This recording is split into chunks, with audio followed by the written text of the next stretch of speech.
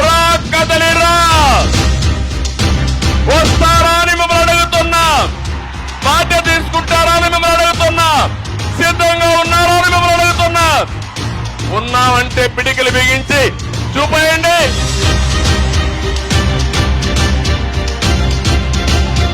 Andhra Pradesh hate Jagan, psycho పోవాలి. ఇది నా నినాదం కాదు, ప్రజల నినాదం. అవునా కాదా అని మిమ్మల్ని అడుగుతున్నా. ఇప్పుడే ఈ మాదిరిగా ఉన్నారంటే రేపు ఎన్నికల నోటిఫికేషన్ వస్తే వైఎస్ఆర్ కాంగ్రెస్ నాయకులు ఇంట్లో నుంచి బయట కూడా రాలేరు. ఒక పక్క హైదరాబాదు వెలిగిపోతా ఉంటే అమరావతి వెలవెలబోయింది. అందుకే ఒకే మాట చెప్తున్నా, అయిపోయింది ఈయన పని.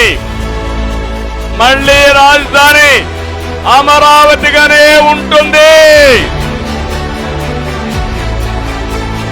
రోజుకు 4-5 గంటలు మీరు పనిచేయండి.